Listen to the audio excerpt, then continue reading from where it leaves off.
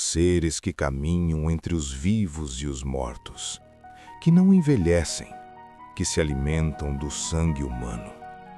Hoje, você vai conhecer a história dos vampiros, se tiver coragem para ouvir até o fim. Apague as luzes, aumente o volume e venha comigo. Você está na Casa dos Contos, o lugar onde mitos, lendas e histórias sombrias ganham vida. A palavra vampiro se traduz aproximadamente como monstro fantasma, e essa designação nos dá uma ideia dessas crenças antigas. Muito antes dos filmes e das séries, os vampiros já aterrorizavam aldeias inteiras. Na Europa Oriental, especialmente na Romênia, Sérvia e Hungria, acreditava-se que certos mortos retornavam de seus túmulos para sugar a força vital dos vivos. Quando uma vila sofria mortes misteriosas, a culpa era atribuída a eles. Corpos eram desenterrados, estacas eram cravadas em seus corações, tudo para impedir que voltassem. Segundo as lendas, vampiros possuem força sobre-humana, sentidos aguçados e a capacidade de se transformar em morcegos ou névoa. Mas nem tudo é poder. Eles temem a luz do sol, água benta, alho e, claro, uma estaca de madeira cravada no coração. Ou, pelo menos, era isso que acreditavam.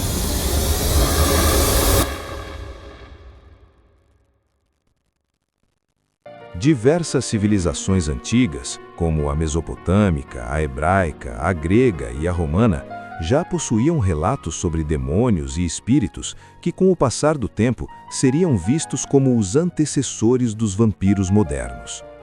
Entretanto, essas criaturas estavam muito longe da imagem atual de seres sedutores e elegantes.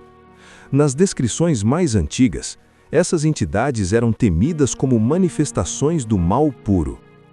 Entre os sumérios, por exemplo, acreditava-se que a existência de espíritos malignos formados pelas almas daqueles que morreram sem receber os ritos funerários adequados. Condenados a vagar entre o mundo dos vivos e dos mortos, esses seres buscavam drenar a força vital das pessoas para sustentar sua própria existência. Esses espíritos eram percebidos como sombras errantes, demônios alados ou até mesmo como rajadas de vento carregadas de maldade.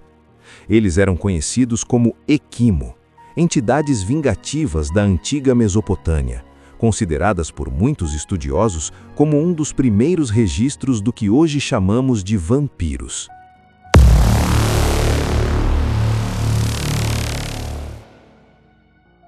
A imagem retrata uma antiga ilustração histórica ligada às primeiras concepções de vampirismo e de criaturas conhecidas como mortos-vivos.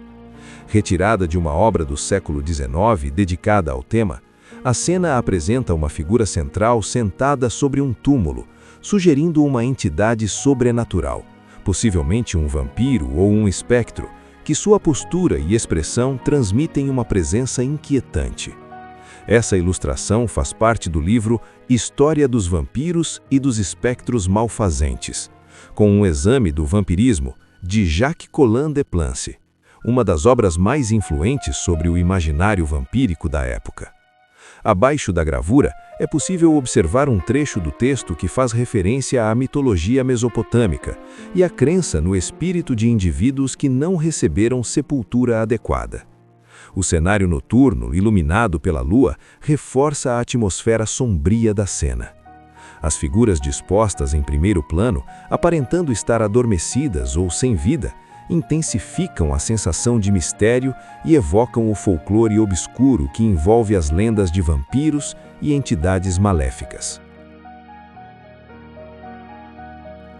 Na realidade, no ano de 1686, 6 anos antes dos famosos julgamentos das bruxas de Salem, os povos de língua alemã do Sacro Império Romano-Germânico avançaram sobre a Hungria, passando a dominar uma população majoritariamente eslava.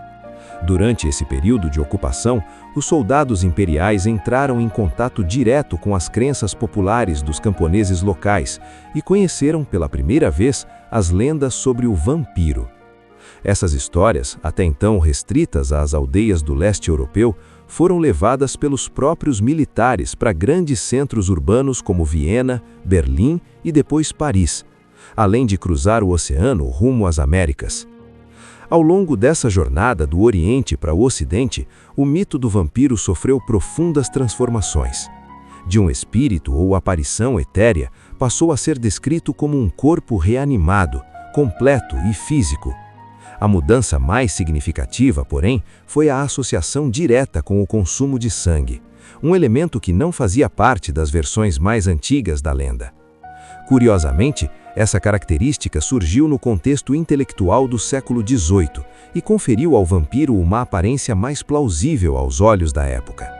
Para muitas pessoas, beber sangue tornava a criatura menos sobrenatural e mais concreta, quase científica.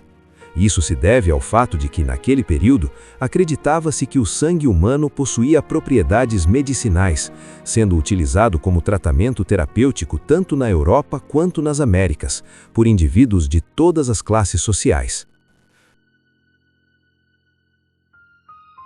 Então, tome muito cuidado, pois eles não aparecem como fantasmas comuns, não têm forma, são sombras densas, frias, e se aproximam quando alguém dorme, quando o ar parecer muito pesado para respirar, e então você ouvir um sussurro lento, rastejante, dizendo seu nome.